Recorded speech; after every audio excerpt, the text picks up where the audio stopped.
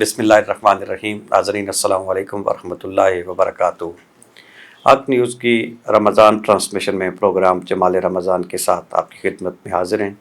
हमारा आज का उन्वान है रियाकारी। इस उन्वान पर गुफ्तगू के लिए स्टूडियो में हमारे साथ तशरीफ़ फरमा हैं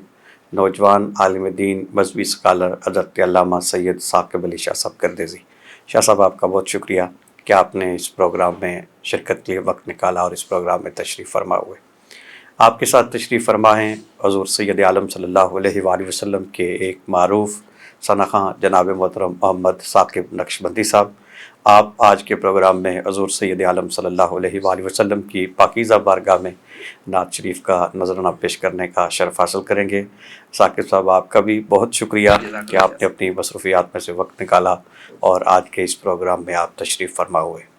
शाह जी, गुफ्तगू का आगाज़ आपसे करेंगे। आज का ये जो उन्वान है ये इंतहाई आम उन्वान है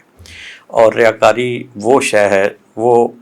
चीज़ है जो इंसान के आमाल को बर्बाद कर देती है। हम देखते हैं कि माशरे में बहुत सारे लोग हैं जो इस लानत में मुब्तला है। लानत इस एतबार से हम इसे कह सकते हैं कि एक बंदा नमाज अदा करता है, नवाफिल अदा करता है, लेकिन अगर उसका मकसद लोगों को दिखाना है तो उसकी नमाज ज़ाय हो जाती है। एक बंदा सदका करता है, खैरात करता है, लेकिन उसका मकसद अगर अल्लाह की रज़ा नहीं, लोगों को दिखाना मकसूद है, तो उसका सदका व खैरात ज़ाय चला जाता है। और बिलखुसूस आज का ये जो हमारा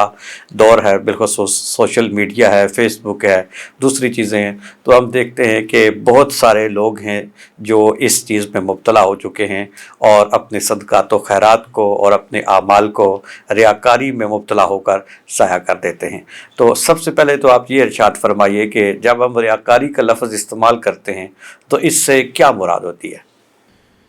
बिस्मिल्लाहिर्रहमानिर्रहीम। काला काला रसूलुल्लाह सल्लल्लाहु अलैहि वसल्लम इन्नमल आमालु बिन्नियात। सबसे पहले मैं अपने देखने वाले और सुनने वालों को और खुसूस हाज़रीन महफ़िल को मेरी तरफ़ से अस्सलामु अलैकुम वरहमतुल्लाहि वबरकातुहू। वालेकुम सलाम वरहमतुल्लाह। आपने मुझसे जो सवाल किया कि रियाकारी के मुतल्लिक़, रिया का माना होता है दिखाना, यानी कि हम जो भी कोई काम करते हैं अगर हम उसको दिखावे के तौर पर करते हैं, यानी हम नमाज़ पढ़ते हैं, हम रोज़ा रखते हैं या दीगर दुनियावी मामूलात के अंदर अगर हम दिखावा करते हैं तो गोया वो हमारा जो काम होता है वो रियाकारी के तौर पर होता है। सही। और रियाकारी के मुतल्लिक़ आका करीम सल्लल्लाहु अलैहि वसल्लम ने फरमाया कि ये रियाकारी जो है ये शिर्क असग़र है, यानी ये छोटी शिरक है। अल्लाह अकबर। तो इसके मुतल्लिक़ आका करीम अलैहिस्सलातु वस्सलाम ने फरमाया और कोई अमल ऐसा नहीं है जो शिरक हो मगर रियाकारी जो है ये शिरक है। और हज़रत मुआज़ बिन जबल रज़ी अल्लाह ताला अन्हु आका करीम सल्लल्लाहु अलैहि वसल्लम के रोज़े के सामने बैठकर रो रहे थे, आपकी आँखों से आंसू निकल रहे थे। तो हज़रत उमर फ़ारूक रज़ी अल्लाह ताला अन्हु आपके पास आए और हज़रत उमर फ़ारूक ने पूछा, है मुआज़ क्यों रो रहे हो? तो आपने अर्ज़ की कि आका करीम अलैहिस्सलातु वस्सलाम यानी साहिब मज़ार ने फरमाया कि जो बंदा अदना भी रियाकारी करता है तो गोया वो अल्लाह रब्बे ज़ुल जलाल की बारगाह में शिर्क कर रहा है। जो बंदा अदना सी भी रियाकारी करता है गोया वो शिर्क करता है। और फरमाते हैं कि आका करीम सल्लल्लाहु अलैहि वसल्लम ने फरमाया अल्लाह हर बंदे का अमल कबूल करता है। अल्लाह तब कबूल करता है कि जब वो रियाकारी से पाक होता है। अगर इंसान के अमल के अंदर दिखावा आ गया कि मैं अल्लाह रब्बे ज़ुल जलाल का नेक अमल कर रहा हूँ, नमाज पढ़ रहा हूँ, कोई नेक अमल कर रहा हूँ, तो वो अल्लाह रब्बे ज़ुल जलाल की रज़ा की खातिर नहीं, दुनिया के सामने एक अच्छा बनने के लिए अगर कर रहा हूँ तो वो गोया कि रियाकारी कर रहा है। तो अल्लाह रब्बे ज़ुल जलाल उस बंदे के अमल को कबूल नहीं करता जो बंदा रियाकारी के तौर पर कोई अमल करता है। سبحان تو یہ بہت بڑی لعنت ہے آج ہمارے معاشرے کے اندر۔ آپ نے جس طرح پہلے ارشاد فرما دیا کہ ہمارے معاشرے کے اندر یہ لعنت بہت عام ہو چکی ہے۔ اگر ہم کسی کو 10 روپے کا نوٹ بھی دیتے ہیں تو یہ موبائل ایک ایسی چیز ہے کہ اس پر ہم سیلفی بنا کر فیس بک پر اپلوڈ کر دیتے ہیں تاکہ دنیا کے سامنے ہمارا یہ نام آ جائے کہ فلاں بندے نے سخاوت کی، فلاں بندے نے یہ کام کیا۔ تو ہمیں اس لعنت سے بچنے کا ایک ہی طریقہ ہے کہ ہم تھوڑی عبادت کر رہے ہیں لیکن خلوص والی عبادت کریں، للہیت والی عبادت کریں، اس کے اندر اللہ کی رضا ہونی چاہیے، دنیا کو دکھاوا نہیں ہونا چاہیے، دنیا کو دکھانے کے لیے نہیں ہونی چاہیے، بلکہ اللہ رب ذوالجلال کی بارگاہ میں مقبولیت حاصل کرنے کے لیے، اللہ کی بارگاہ میں قبول ہونے کے لیے ہمیں عبادت کرنی چاہیے۔ تو آقا کریم صلی اللہ علیہ وآلہ وسلم کی ایک اور حدیث مبارکہ ہے کہ آقا کریم علیہ السلام نے فرمایا کہ جہنم کی ایک وادی ہے، جہنم کی ایک وادی ہے جس سے جہنم بھی ایک دن میں 400 مرتبہ پناہ مانگتی ہے۔ اللہ جہنم بھی اس وادی سے 400 مرتبہ ایک دن میں پناہ مانگتی ہے۔ تو صحابہ کرام نے عرض کی یا رسول اللہ صلی اللہ علیہ وآلہ وسلم اس وادی کے اندر کون لوگ جائیں گے؟ تو آقا کریم علیہ السلام نے فرمایا جو کوئی بھی وہ عمل اللہ رب ذوالجلال کی رضا کو چھوڑ کر دکھاوے کے طور پر جاتا ہے وہ جہنم کی اس وادی میں جائے گا۔ جی شاہ جی، آپ نے بڑی خوبصورتی کے ساتھ ریاکاری کا مفہوم بھی بیان فرمایا، اور پھر جس طرح آپ نے احادیث بیان فرمائی کہ حضور سید عالم صلی اللہ علیہ وآلہ وسلم نے ریاکاری سے، دکھلاوے سے منع کیا ہے۔ اور یہ بات بھی اپنی جگہ پہ ایک حقیقت ہے کہ عمل جب معاشر کے دن تولے جائیں گے تو وزن انہی اعمال کا ہوگا جو ریاکاری سے پاک ہوں گے۔ جن اعمال میں ریاکاری ہوگی، دکھلاوا ہوگا، وہ چاہے دیکھنے میں کتنا ہی بڑے بڑے کیوں نہ نظر آئیں، ان میں کوئی اس وقت ان کا وزن نہیں نکلے گا۔ میرے ذہن میں ایک بات آ رہی ہے ملکہ زبیدہ کی۔ ہارون الرشید ایک عباسی خلیفہ تھا، تو اس کی زوجہ تھی، ملکہ تھی اس کی، ملکہ زبیدہ، اور تاریخ میں اس کا بڑا نام ہے، بالخصوص اس اعتبار سے کہ اس کے دور میں جو زائرین اور حجاج حجاز مقدس جاتے تھے تو وہاں پہ پانی کی سخت قلت تھی اس دور میں۔ تو ملکہ زبیدہ نے جب اس چیز کو محسوس کیا کہ حجاج اور زائرین جب حجاز تشریف لے جاتے ہیں مکہ المکرمہ میں تو وہاں پہ انہیں پانی کی قلت کا سامنا کرنا پڑتا ہے، منی میں بھی، مزدلفہ میں بھی، عرفات میں بھی، اور دوسرے مقامات پر بھی۔ تو اس نے اس تکلیف کو دور کرنے کے لیے اس نے وہاں پہ ایک نہر کھدوائی جس کے کچھ آثار اس وقت بھی موجود ہیں، نہر زبیدہ کے نام سے۔ تو ملکہ کا جب وصال ہوا تو کہتے ہیں کسی شخص نے اسے خواب میں دیکھا، تو خواب دیکھنے والے نے ملکہ سے پوچھا کہ ملکہ بتا مالک نے تیرے ساتھ کیا معاملہ فرمایا؟ تو ملکہ نے خواب میں اسے جواب دیا کہ اللہ کریم نے مجھ پہ کرم فرما دیا، مجھے بخش دیا ہے۔ تو وہ شخص جو خواب دیکھنے والا تھا اس نے کہا کہ ہمیں پہلے ہی امید تھی اپنے مالک پر کہ وہ تیری بخشش فرمائے گا، تجھے بخش دے گا، چونکہ تیرے اعمال ہی ایسے تھے، تو نے دنیا میں زندگی میں ایسے اعمال کیے ہیں کہ ہمیں امید ہے کہ اللہ کریم تیری بخشش فرما دے گا، وہ اعمال تیری بخشش کا سبب بنے گے۔ اور پھر اس نے کہا کہ تیرا تو ایک عمل ہی ایسا تھا کہ وہی تیری بخشش و نجات کے لیے کافی تھا، کہ یہ جو تو نے حجاج کے لیے، زائرین کے لیے، عمرہ کرنے والوں کے لیے نہر زبیدہ کا اہتمام کیا، پانی کا اہتمام کیا، تو یہی عمل تیری بخشش کے لیے کافی تھا۔ تو ملکہ کہنے لگی کہ یہ جو عمل تھا اس پر مجھے بھی بڑا ناز تھا کہ یہ میری بخشش کا سبب بنے گا، اور یہ عمل رب کی بارگاہ میں پیش کیا گیا لیکن اسے رد کر دیا گیا۔ مالک نے فرمایا یہ تو خزانے سے بنی ہے نہر، خزانہ نہ ہوتا تو یہ نہر بھی نہ ہوتی۔ تو خواب دیکھنے والے نے پوچھا اگر یہ عمل رد ہو گیا تو پھر بخشش کیسے ہوئی؟ تو ملکہ نے کہا بات یہ ہے کہ میں ایک دن بیٹھی ہوئی تھی، اس نے کہا ایک ایسا عمل میری بخشش کا سبب بنا ہے جو میرے ذہن میں بھی نہیں تھا، اور وہ عمل یہ تھا کہ ایک دن میں بیٹھی ہوئی تھی اور کھانا کھا رہی تھی، اور عدم توجہ کی وجہ سے دوپٹہ میرے سر سے ذرا سرکا ہوا تھا، میرے سر پر دوپٹہ نہیں تھا، وہ سر سے سرک گیا تھا، اور میں کھانا تناول کر رہی تھی کہ اتنے میں مؤذن نے اذان کہی، اور اذان کی آواز جب بلند ہوئی تو میں نے فوراً ہاتھ روک لیا کھانے سے، جو نوالا میرے ہاتھ میں تھا وہ میں نے منہ میں نہیں ڈالا بلکہ برتن میں رکھ دیا، اور پہلے اپنا دوپٹہ ٹھیک کیا اذان کے احترام میں کہ اذان شروع ہو گئی ہے۔ اور اذان کا جو میں نے اس وقت احترام کیا تھا، ایک لمحے کے لیے جو میں نے کھانے کو چھوڑ دیا تھا، پہلے دوپٹہ ٹھیک کیا تھا، یہ عمل میری بخشش کا سبب بن گیا ہے۔ رب کائنات نے اذان کے اس ادب کی وجہ سے مجھے جنت عطا فرما دی ہے۔ اور سبب یہ تھا کہ یہ عمل بظاہر تو بہت چھوٹا سا نظر آتا تھا کہ ملکہ کھانا کھا رہی تھی، کھانا سامنے تھا، اس نے لقمہ توڑا، اب اگر منہ میں ڈال لیتی تو بات کچھ بھی نہ تھی۔ اس نے لمحے کی تاخیر کی اذان کے درام میں کہ نوالا رکھا، پہلے دوپٹہ سر پہ ٹھیک کیا، پھر نوالا اٹھایا، منہ میں ڈالا۔ یہ جو اس نے ایک لمحے کے لیے تاخیر کی تھی، یہ بظاہر بہت چھوٹا سا عمل محسوس ہوتا ہے، لیکن یہ عمل اتنا خالص تھا کہ اس میں اللہ رب العزت کی رضا کے سوا اور کچھ بھی نہیں تھا۔ تو صرف اس عمل کے خالص ہونے کی وجہ سے اس عمل کو رب کی بارگاہ میں مقبولیت بھی ایسی ملی کہ یہی عمل اس کی بخشش کا سبب بن گیا۔ تو ہم دیکھتے ہیں کہ بظاہر چھوٹے نظر آنے والے اعمال بھی اگر وہ اخلاص کے ساتھ کیے جائیں تو وہ انسان کی بخشش کا سبب بن جاتے ہیں۔ تو اس پر سرکار کی حدیث سے ہمیں کیا تعلیم ملتی ہے؟ بسم اللہ الرحمن الرحیم۔ یہ جو آپ نے بات کی کہ آقا کریم صلی اللہ علیہ وسلم نے اس کے متعلق فرمایا کہ قیامت کا روز ہوگا، دو شخص ایسے ہوں گے جن کے اعمال اللہ رب ذوالجلال کی بارگاہ میں فرشتے پیش کریں گے۔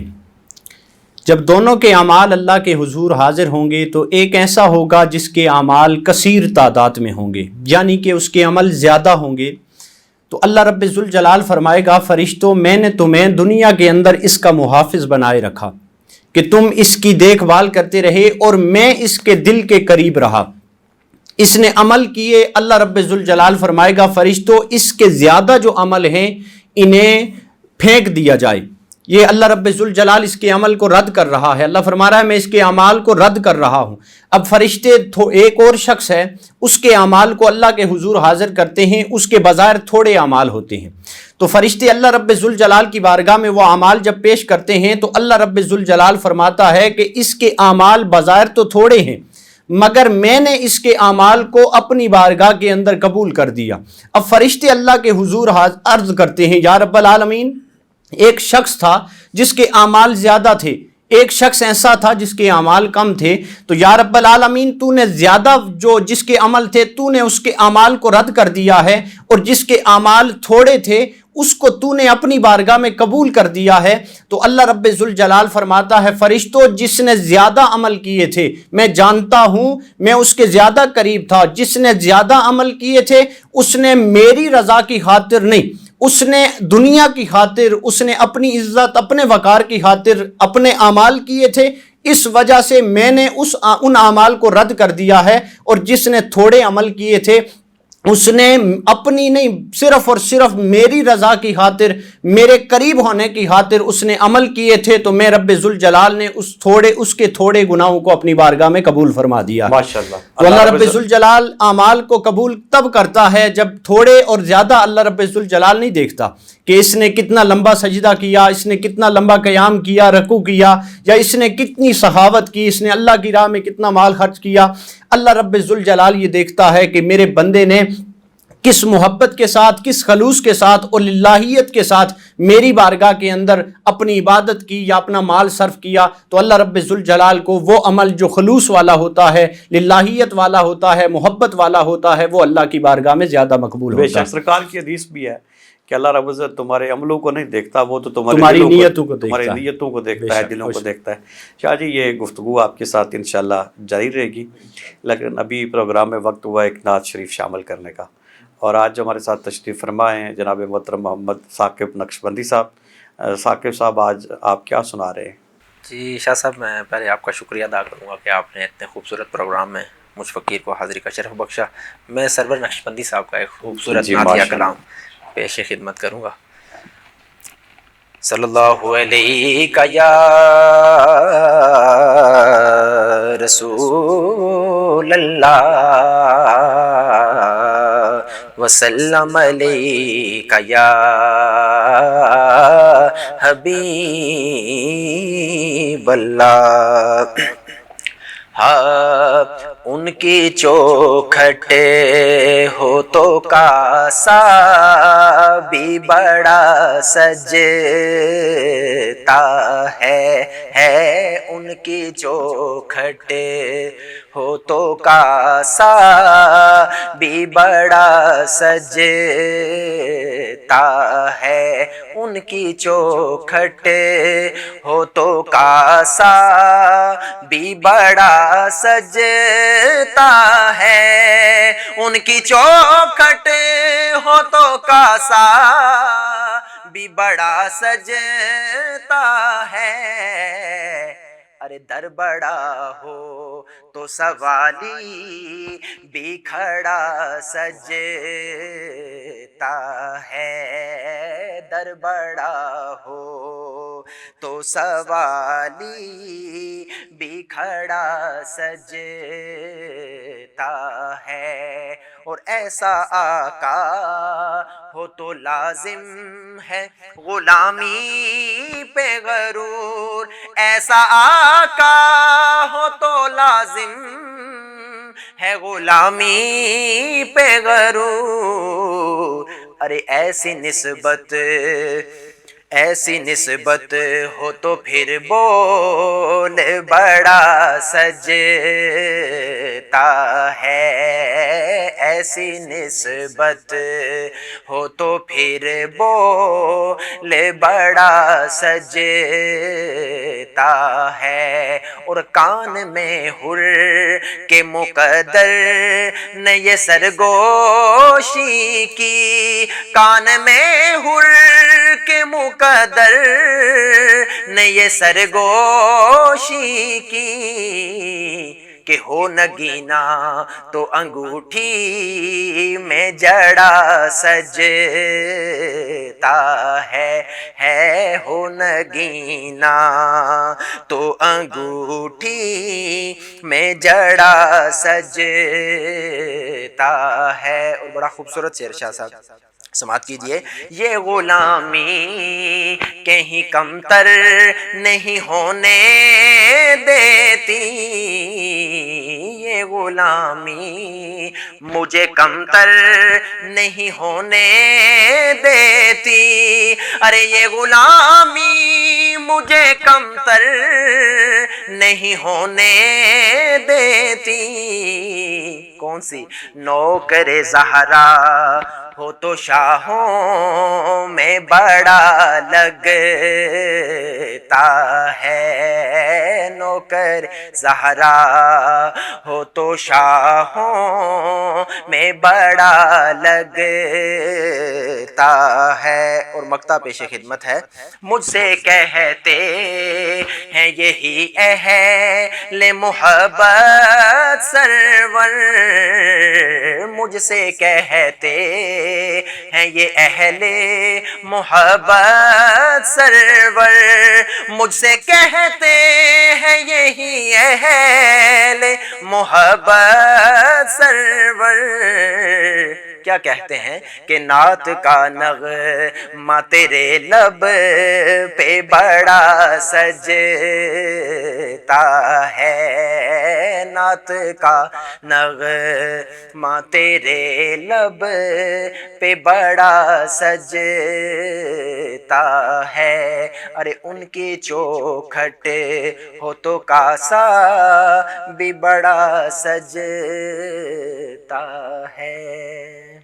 ماشاءاللہ، آپ نے بہت خوبصورت کلام سنایا۔ اللہ تعالیٰ آپ کی آواز میں مزید برکتیں عطا فرمائے۔ ناظرین، ابھی پروگرام میں وقت ہوا ہے ایک بریک کا، مختصر سے وقفے کے بعد دوبارہ حاضر ہوتے ہیں۔ السلام علیکم ورحمۃ اللہ وبرکاتہ۔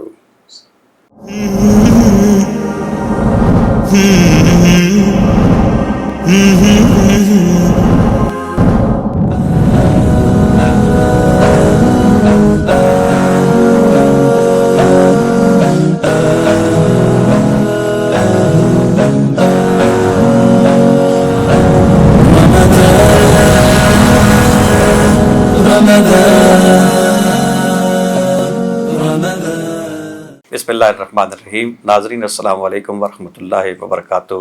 پروگرام میں ایک بار پھر خوش آمدید۔ آج کا عنوان ہے ریاکاری، اور اس عنوان پر گفتگو کے لیے اسٹوڈیو میں ہمارے ساتھ تشریف فرما ہیں نوجوان عالم دین، مذہبی اسکالر حضرت علامہ سید ثاقب علی شاہ صاحب کرتیزی۔ شاہ صاحب، آپ نے بریک سے پہلے ریاکاری کا مفہوم بیان کیا، اور پھر اس کے نقصانات بیان کیے، بالخصوص حضور سید عالم صلی اللہ علیہ وآلہ وسلم کی احادیث ریاکاری کے حوالے سے جو سرکار نے ارشاد فرمائی وہ آپ نے بیان فرمائی۔ تو آپ کی خدمت میں گزارش یہ ہے کہ ریاکاری کا جو صحیح نقصان ہے وہ تو انسان کو حشر کے دن ہی اس کا اندازہ ہوگا کہ ایک بندہ جو دنیا میں ریاکاری کرتا رہا وہ اپنے طور پہ یہ سمجھتا ہے کہ میں نے اتنی نمازیں پڑھ دی ہیں، میں نے اتنے حج ادا کر دیے ہیں، میں نے اتنے عمرے کر لیے ہیں، میں نے اتنی مسجدیں بنوا دی ہیں اور میں نے اتنا صدقہ کر دیا ہے، اتنا خیرات کر دیا ہے، تو یقیناً قیامت کے دن جب اسے پتہ چلے گا کہ یہ جو مسجدیں میں نے بنائی تھیں اور یہ جو میں نے اتنا مال خرچ کیا تھا اور یہ جو میں نے اتنا کچھ کیا تھا اور اس میں میری تمنا یہ تھی کہ میں اپنے نام کی شہرت کے لیے سب کچھ کر رہا ہوں، تو حشر کے دن جب وہ یہ دیکھے گا تو ان ساری چیزوں کا اسے کوئی اجر نہیں ملے گا، تو وہ کیا منظر ہوگا؟ بسم اللہ الرحمن الرحیم۔ حضرت حکیم لقمان نے اپنے بیٹے کو 3 نصیحتیں فرمائی تھیں۔ ماشاءاللہ۔ آپ نے کہا بیٹا یہ 3 نصیحتیں 3000 نصیحتوں کا خلاصہ ہیں۔ سبحان اللہ۔ پہلی نصیحت یہ فرمائی، کہا بیٹا جو نیکی کرو اسے بھول جاؤ۔ 3 نصیحتوں میں سے ایک نصیحت ہے جسے بھول جانا ہے اور 2 نصیحتیں ایسی ہیں جنہیں تو نے یاد رکھنا ہے۔ تو پہلی نصیحت آپ نے فرمائی، کہا بیٹا نیکی کرو۔ پہلی نصیحت جو بھول جانے والی ہے وہ یہ ہے کہ نیکی کرو اور اسے بھول جاؤ، اور جو 2 نصیحتیں تو نے یاد رکھنی ہیں وہ 2 یہ ہیں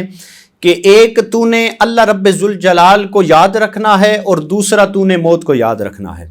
تو میں جو روایت آپ کے سامنے پیش کرنے لگا ہوں، حضرت ابو ہریرہ رضی اللہ تعالیٰ عنہ اس کے راوی ہیں، اور حضرت ابو ہریرہ رضی اللہ تعالیٰ عنہ اس روایت کو بیان کرنے سے پہلے ان کی کیفیت کیا تھی؟ اللہ اکبر۔ کہ حضرت ابو ہریرہ رضی اللہ تعالیٰ عنہ جب یہ حدیث بیان کرتے ہیں تو آپ پہلے لوگوں کے ہجوم میں یہ حدیث یہ روایت بیان کرتے ہیں، تو بعد میں ایک شخص آپ سے ملتا ہے اور کہتا ہے حضور آپ جو لوگوں کو حدیث سنا رہے تھے وہ حدیث مجھے بھی سنائیں۔ تو حضرت ابو ہریرہ کی آنکھوں سے آنسو نکل رہے تھے، آپ کی داڑھی آنسوؤں کی وجہ سے تر ہو گئی تھی۔ تو حضرت ابو ہریرہ رضی اللہ تعالیٰ عنہ نے جب یہ دیکھا نا کہ وہ حدیث سننا چاہتا ہے تو حضرت ابو ہریرہ رونے کی وجہ سے بے ہوش ہو گئے۔ جب آپ واپس ہوش میں آئے تو آپ نے اس شخص نے پھر عرض کی، کہا حضور وہ حدیث مجھے سنائیے۔ تو حضرت ابو ہریرہ پھر بے ہوش ہو گئے، حتیٰ کہ 3 دفعہ حضرت ابو ہریرہ بے ہوش ہوئے، اور تیسری دفعہ جب ہوش میں آئے تو حضرت ابو ہریرہ رضی اللہ تعالیٰ عنہ فرماتے ہیں کہ میں نے آقا کریم علیہ الصلاۃ کو فرماتے ہوئے سنا کہ آقا کریم علیہ الصلاۃ نے فرمایا کہ محشر کے میدان کے اندر 3 لوگ ایسے ہوں گے کہ جن کو اللہ رب ذوالجلال، جن کے اعمال کو اللہ رب ذوالجلال رد کر دے گا۔ وہ 3 لوگ کون سے ہوں گے؟ سب سے پہلا شہید ہوگا۔ اب جو حقیقی شہید ہوگا اس کو اللہ نے کیا مقام عطا فرمایا ہے کہ اس کے جسم سے خون کا قطرہ جو نکلتا ہے ابھی زمین پر نہیں پہنچتا کہ اللہ اسے پہلے اپنا دیدار عطا فرما دیتا ہے۔ لیکن جو شہید ریاکاری والا شہید ہوتا ہے وہ کل قیامت کے دن جب محشر کے میدان میں شہید جب اللہ کے حضور حاضر ہوگا اور اللہ کی بارگاہ سے اپنی شہادت کا اجر طلب کرے گا، اور اللہ رب ذوالجلال کی بارگاہ میں عرض کرے گا یا رب العالمین، یا الہ العالمین، معاذ میں نے تیری رضا کی خاطر، تیری خوشنودی کی خاطر اپنے گھر والوں کی، اپنی اولاد کی، اپنے جائیداد کی، اپنے مال کی کسی چیز کی پرواہ نہیں کی، میں نے تیری بارگاہ کے اندر اپنی جان کا نذرانہ پیش کیا، یا رب العالمین تو مجھے اس کا اجر عطا فرما۔ تو اللہ رب ذوالجلال فرمائے گا کہ اے شہید تو نے میری رضا کی خاطر اپنی جو جان کو قربان نہیں کیا، بلکہ تو نے دنیا کی شہرت کے لیے، دنیا کی عزت کے لیے، دنیا میں مقام پانے کے لیے تو نے اپنی جان کو قربان کر لیا، اس لیے اللہ رب ذوالجلال یعنی میری بارگاہ سے تیرا کوئی اجر نہیں۔ دوسرا جو بندہ ہے وہ اللہ رب ذوالجلال کی بارگاہ میں وہ قاری، وہ عالم، وہ اللہ کے حضور حاضر ہوگا اور اللہ رب ذوالجلال کی بارگاہ میں عرض کرے گا یا رب العالمین مجھے میرے علم کا، مجھے میری تبلیغ کا اجر دیا جائے۔ تو اللہ رب ذوالجلال فرمائے گا کہ تو نے دنیا میں رہ کر جو علم حاصل کیا، جو تو دنیا میں علم کی تبلیغ کرتا رہا، لوگوں کو بتاتا رہا، لوگوں کو سناتا رہا، وہ تو نے میری رضا کی خاطر نہیں، اپنی عزت، اپنی شہرت کے لیے، اپنے مقام کے لیے تو سب کچھ کرتا رہا، اس لیے اللہ رب ذوالجلال کی بارگاہ سے تجھے کوئی اجر نہیں ملے گا۔ اب شہید کو بھی اللہ کے حضور سے کوئی مقام نہیں ملے گا جو ریاکاری والا شہید ہوگا، جس نے اللہ رب ذوالجلال کی رضا کی خاطر نہیں، بظاہر دکھاوے کی خاطر، اور دوسرا جو ہوگا وہ عالم ہوگا، وہ قاری ہوگا جس نے دکھاوے کی خاطر اپنا جو ہے علم ظاہر کیا ہوگا، لوگوں کو جو تبلیغ کی ہوگی، دنیا میں واعظ و نصیحت کرتا رہا ہوگا، وہ صرف اور صرف اللہ کی رضا کے لیے نہیں، وہ اپنی جو نام بنانے کے لیے، اپنے نام کے لیے اس نے کیا ہوگا۔ اور تیسرا وہ بندہ ہوگا جو سخی ہوگا، یعنی جس نے سخاوت کی ہوگی۔ اب کیسے سخاوت کی ہوگی؟ ظاہری بات ہے وہ ایسا ہی سخی ہوگا کہ جو رمضان میں تھیلے بھر بھر کے لوگوں کو دے رہا ہے اور ساتھ میں تصویریں بھی بنا رہا ہے اور لوگوں کو جمع کر کے یہ بھی کہہ رہا ہے جی آؤ میرے دربار سے آ کے لے جاؤ، جی میرے پاس بڑا مال ہے، اللہ نے مجھے بڑا دیا ہے، اور لوگوں کو بڑے اٹھا کر ظاہر کر کے مال دے رہا ہے۔ تو ایسا بھی تو ہو سکتا ہے کہ وہ سخی ایسا کرے کہ وہ اپنے گھر سے مال اٹھائے اور اٹھا کر غریب جس کو دینا ہے اس کے گھر چپکے سے جا کے رکھ کے آئے، لیکن اگر وہ ایسا کرے گا تو ظاہری بات ہے اس کا نام نہیں ہوگا۔ اس سخی کے بارے میں کیا فرمایا گیا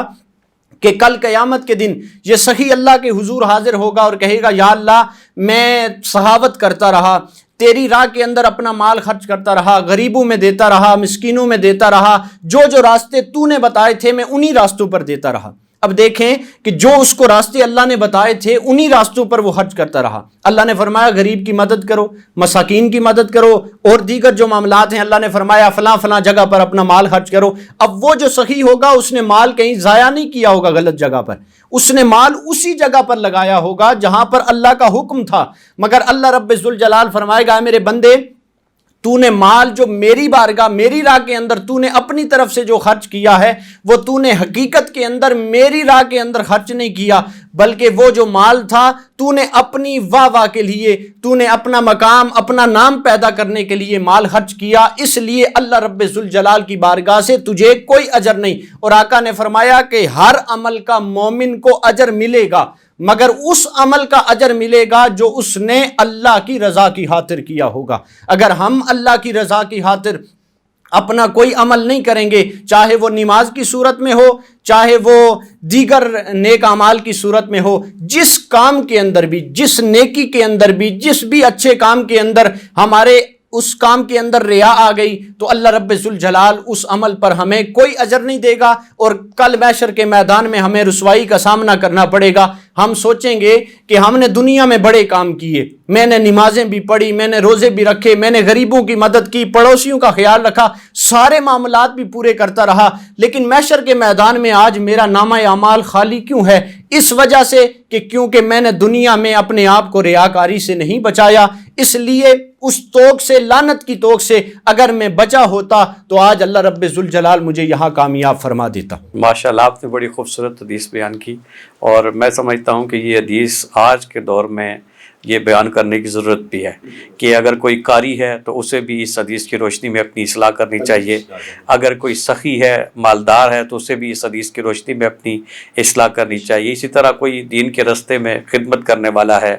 جہاد کرنے والا ہے، دین کی سربلندی کے لیے محنت کرنے والا ہے، تو اس کو بھی اس حدیث پاک کی روشنی میں اپنا احتساب کرنا چاہیے۔ اور اگر ہم اس حدیث پاک سے صحیح معنوں میں رہنمائی حاصل کریں گے تو یقیناً اس سے ہم اپنی دنیا و آخرت دونوں کو بہتر بنا سکتے ہیں۔ میرے ذہن میں ایک بات آ رہی ہے، ایک عظیم المرتبت بزرگ گزرے ہیں، حضرت شیخ شہاب الدین عمر سہروردی رحمۃ اللہ علیہ، سلسلہ سہروردیہ کے بانیوں میں سمجھے جاتے ہیں۔ حضرت نظام الدین اولیاء حضرت بہاؤالدین زکریا ملتانی رحمۃ اللہ علیہ کی آپ پیر و مرشد ہیں،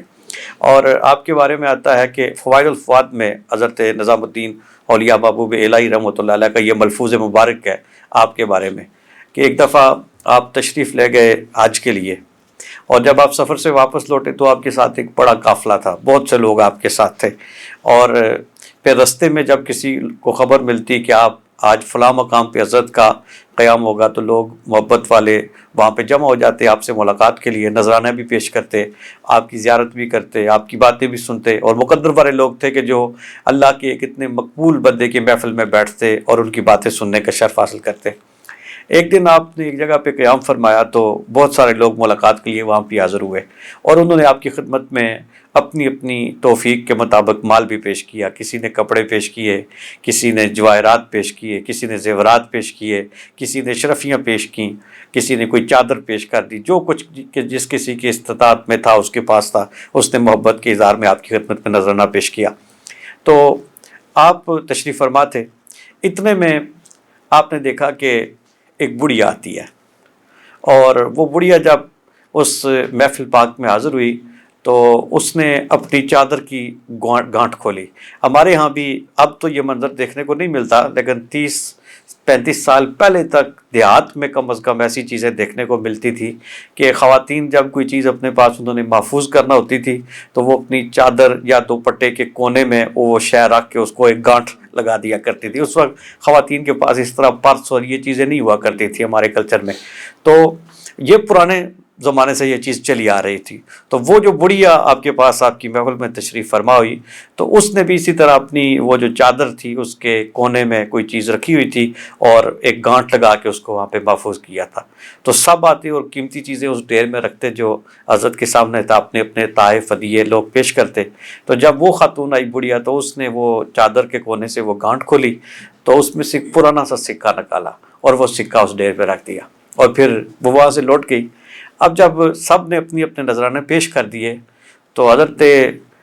شیخ شہاب الدین عمر سروردی رحمۃ اللہ علیہ نے لوگوں سے مخاطب ہو کے فرمایا کہ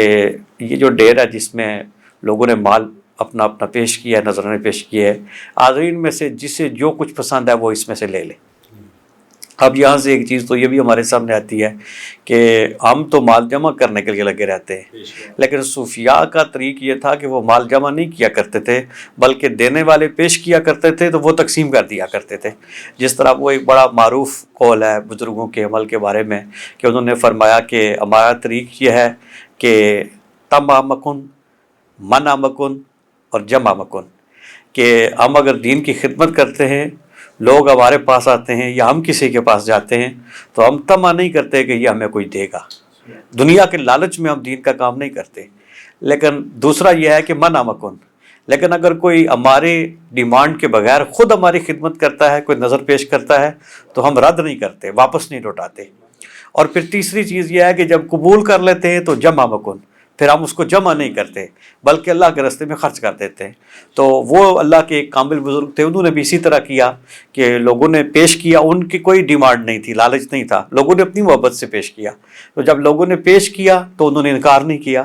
اور وہ ایک ڈھیر وہاں پہ بن گیا۔ اور جب وہ ڈھیر بن گیا تو پھر آپ نے یہ نہیں کہا اپنے خدام سے کہ اس کو سنبھالو، جلدی لپیٹو اور پھر اس کو ساتھ لے جانے کا بندوبست کرو، بلکہ آپ نے لوگوں سے کہا جسے جو چاہیے وہ اس میں سے لے لے۔ اب جب لوگ اٹھانے لگے تو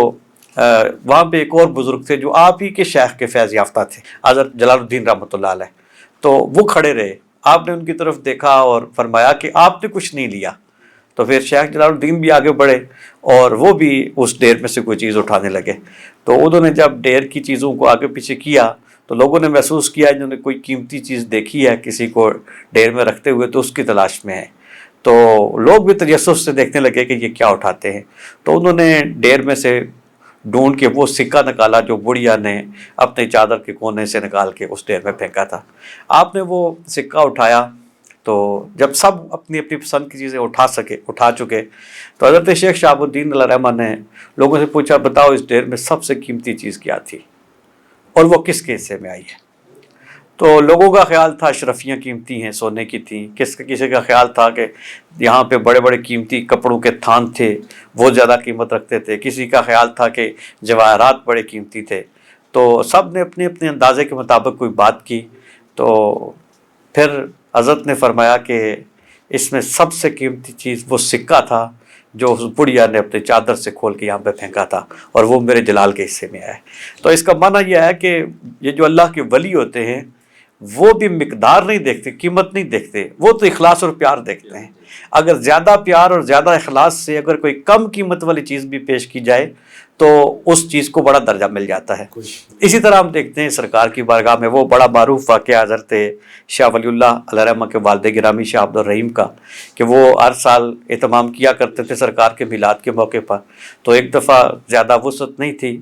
تو انہوں نے تھوڑے سے چنوں کا اہتمام کیا، سرکار کے میلاد کے موقع پر پیش کیے۔ رات خواب دیکھا، سرکار کی زیارت ہوئی تو دیکھا کہ سرکار کی بارگاہ میں جو لوگوں نے اس موقع میں نذرانے پیش کیے تھے وہ سرکار کی بارگاہ میں موجود تھے، اور سب سے اوپر جو چیز نمایاں نظر آ رہی تھی وہ تھوڑے سے چنے تھے جو انہوں نے پیش کیے تھے۔ تو اس کا معنی یہ ہے کہ سرکار کی بارگاہ میں بھی مقدار اور قیمت نہیں دیکھی جاتی، وہاں پہ اخلاص دیکھا جاتا ہے اور پیار دیکھا جاتا ہے۔ یعنی کوئی بندہ رب کا قرب چاہتا ہے